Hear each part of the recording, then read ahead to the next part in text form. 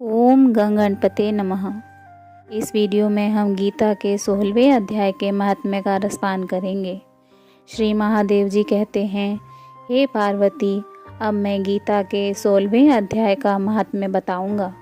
सुनो, गुजरात में सौराष्ट्र नामक एक नगर है। वहाँ खड़गबाहु नाम के राजा राज्य करते थे, जो इंद्र के समान प्रतापी थे। उनका एक हाथी था जो सदा मद से उन्मत्त रहता था। उस हाथी का नाम अरिमर्दन था।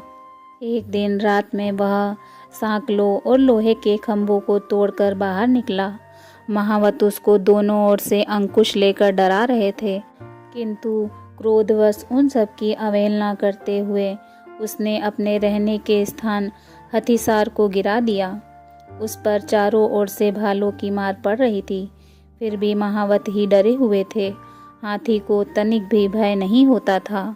इस कौतूहल घटना को सुनकर राजा स्वयं हाथी को मनाने की कला में निपुण राजकुमारों के साथ वहां आए। आकर उन्होंने उस बलवान हाथी को देखा। नगर के निवासी अन्य काम धंधों की चिंता छोड़ अपने बालकों को भय से बचाते हुए बहुत दूर खड़े होकर उस महाभयंकर गजराज को देखते रहे।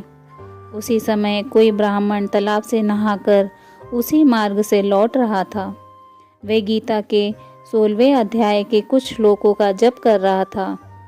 नगरवासियों और महावतों ने बहुत मना किया, किंतु ब्राह्मण ने किसी की न मानी और उसे हाथी का भय नहीं था, इसलिए वे चिंतित नहीं हुए। उधर हाथी अपनी चिंगाड़ से चारों दिशाओं को व्याप्त करता हुआ लोगों को कुचल रहा था। वे ब्राह्मण उसके बहते हुए मद को हाथ से छूकर निर्भयता से निकल गए। इससे महाराजा तथा देखने वाले पुरवासियों के मन में विस्मय हुआ। राजा ने आश्चर्यचकित होकर पूछा, हे ब्राह्मण, आज आपने यह महान अलौकिक कार्य किया है। आप इस काल के समान भयंकर गजराज के सामने से सकुशल लौट आए हैं। आप किस देवता का पूजन तथा किस मंत्र का जाप करते हैं? बताइए, आपने कौन सी सिद्धि प्राप्त की है?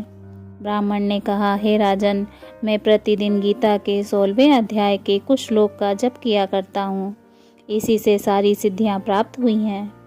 श्री महादेव जी कहते हैं, तब हाथी का कौतूहल देखने की इच्छा छोड़कर राजा ब्राह्मण देवता को साथ ले अपने महल में आए।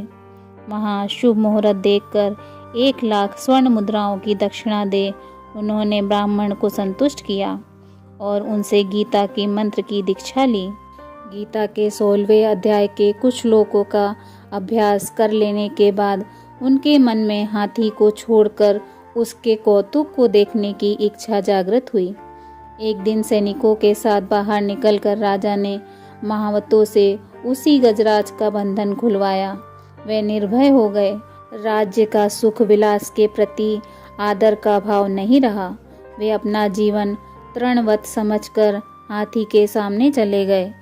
साहसी मनुष्यों में अग्रगण्य राजा खड़गबाहु मंत्र पर विश्वास करके हाथी के समीप गए। मद की अनवरत धारा बहाते हुए उसके गढ़ स्थल को हाथ से छूकर सकुशल लौट आए।